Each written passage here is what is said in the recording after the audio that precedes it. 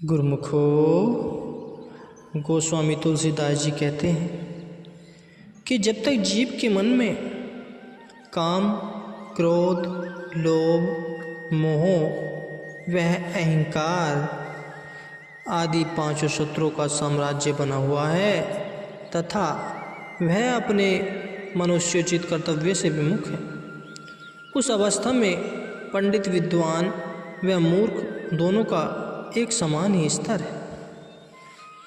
इस विषय पर एक कहानी सुनाते हैं। किसी नगर में एक महात्मा जी आश्रम बनाकर रहा करते थे। उनके पास सत्संग श्रवण करने के लिए अत्यधिक संख्या में जिज्ञासु आया करते थे। महात्मा जी ने एक दिन लालच बुरी बला है इस विषय पर सत्संग किया कि लोभी मनुष्य लालच के वश में होकर अपनी बुद्धि को खो बैठता है। विचारहीन हो जाने के कारण वह मनुष्यता के पद से पतित हो जाता है। इसलिए प्रत्येक मनुष्य को लालच से बचना चाहिए। सत्संग मंडली के उन श्रोतागणों में एक जोहरी भी आया करता था। उसको यह बात अच्छी न लगी, अतः महात्मा जी से उसने कह दिया कि महाराज, आप जो फरमाते हैं कि लालच बुरी बला है, सो मुझे यह तो बताएं कि लोभ वस्तुतः क्या वस्तु है। इसका प्रत्यक्ष में कोई प्रमाण तो दिखाइए कि लोभ का प्रत्यक्ष स्वरूप कैसा है तथा लोभी व्यक्ति कैसे बुद्धिहीन हो जाता है। महात्मा जी ने कहा कि भक्त जी, फिर कभी आपको उसका लोभ का प्रत्यक्ष रूप दिखा दिया जाएगा। कई दिन बीत जाने पर भी महात्मा जी को उस जोरी भक्त का प्रसन्न न भूल पाए। महात्मा जी ने अपने आश्रम पर एक पालतू कुत्ता पाल रखा था। नगर के कई सेठ साहूकार महात्मा जी के अत्यंत श्रद्धालु थे। एक दिन महात्मा जी ने एक सेठ से कहा कि हमें कुछ समय के लिए एक कीमती लाल की आवश्यकता है। उस सेठ भक्त ने बिना कारण पूछे ही दूसरे दिन महात्मा जी को लाल लाकर दे दिया, जो कि हजारों का मूल्य रखता था। महात्मा जी ने उस लाल को लेकर आश्रम के कुत्ते के गले में पट्टे के साथ बांध दिया। नित्य की भांति जब प्रेमी जन सत्संग श्रवण करने के लिए आए तो उनमें वह जोरी भक्त भी आया। तत्पश्चात महात्मा जी ने प्रतिदिन की भांति सत्संग आरंभ किया। कुत्ता भी सब संगत के पीछे एक कोने में जूतों के पास बैठा था। जोरी ने देखा कि आश्रम के कुत्ते के गले में आज एक कीमती लाल बंधा हुआ है। वह आश्चर्यचकित हो दिल में कहने लगा कि यह महात्मा लोग क्या जाने इतना मूल्यवान लाल एक कुत्ते के गले में बांध रखा है। जितनी देर सत्संग होता रहा, सत्संग तो पूर्वतः संगत सुनती रही, परंतु जोहरी तो कुत्ते का ही ध्यान लगाए रहा। अंत में सत्संग समाप्त होने पर जब सब संगत घरों को चली गई, तब वह जोरी वहीं आश्रम में बैठा रहा। महात्मा जी को एकांत में बैठे देख जोहरी उनके पास गया और पूछने लगा, महात्मा जी, आपने कुत्ते के गले में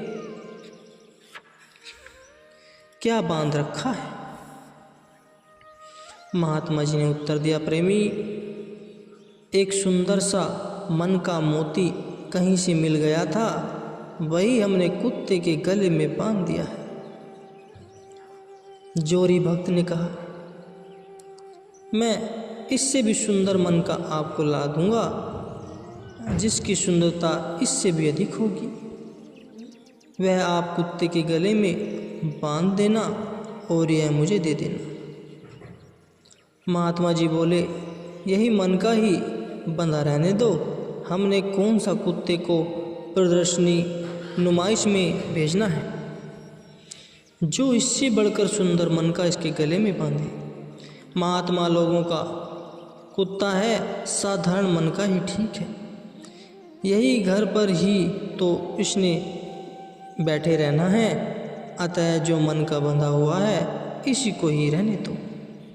जोरी को यह पता न था कि महात्मा जी ने यह सब रचना मेरे लिए रचाई है। जोरी ने कई प्रयत्न किए कि किसी उपाय से यह लाल मुझे प्राप्त हो जाए, क्योंकि वह जानता था कि इसका मूल्य कई हजार रुपये का है। उसके बार बार आग्रह करने पर भी महात्मा जी ने एक ही उत्तर दिया कि कुत्ते के गले में यही मन का बंधा रहने दो। अंत में लोभ के अधीन होकर उसने महात्मा जी से पूछा कि आप मुझे यह मन का किसी भी उपाय से दे सकते हो? महात्मा जी ने स्वीकृति में कहा, हाँ, उस अवस्था में दे सकते हैं जो मनुष्य कुत्ते के साथ बैठकर खाना खाना स्वीकार करे।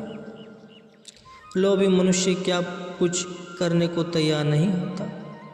ठीक यही दशा उस जोरी की भी थी। उसी बुद्धि पर लोभ का आवरण छा गया था।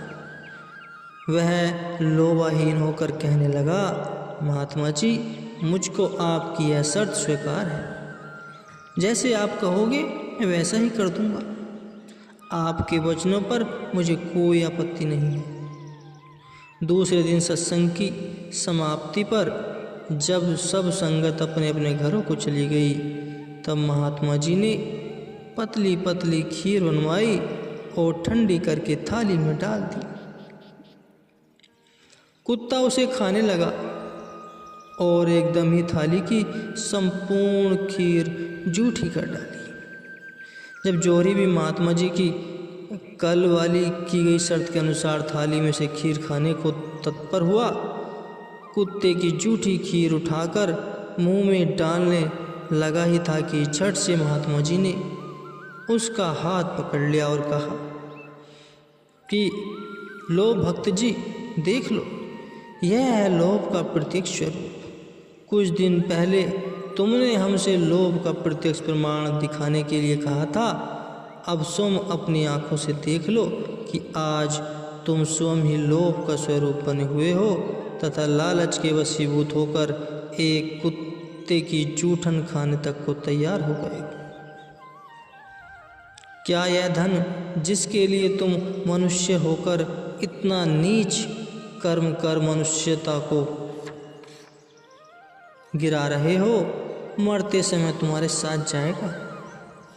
जोरी भक्त महात्मा जी की चेतावनी से अपने किए पर बहुत लज्जित हुआ और उनके चरणों पर गिरकर क्षमा याचना करने लगा तथा भविष्य में लोभ आदि का परित्याग कर पूरा सत्संगी व भक्त बन गया।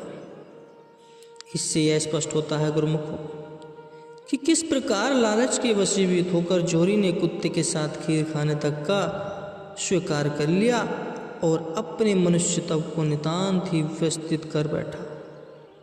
सच कहते हैं कि यह माया ऐसी लुभावनी है जो कि अपनी क्षणिक चमक दमक दिखाकर जीव को पथ भ्रष्ट कर देती है तथा 84 लाख योनियों में गिरा देती है। संत महापुरुषों को जीवों को मायावी जाल में फंसते देख करुणा हो जाती है। वे मानव मात्र के प्रति बारंबार यही उपदेश देते हैं कि प्रत्येक मनुष्य को अपनी मनुष्यता की सीमा में ही सीमित रहना चाहिए। प्रारंभ अनुसार जीव को जो कुछ भी मिलता है उसी पर संतुष्ट रहकर निष्काम कर्मों की ओर अग्रसर होना चाहिए। यही है मनुष्य जीवन का वास्तविक उद्देश्य।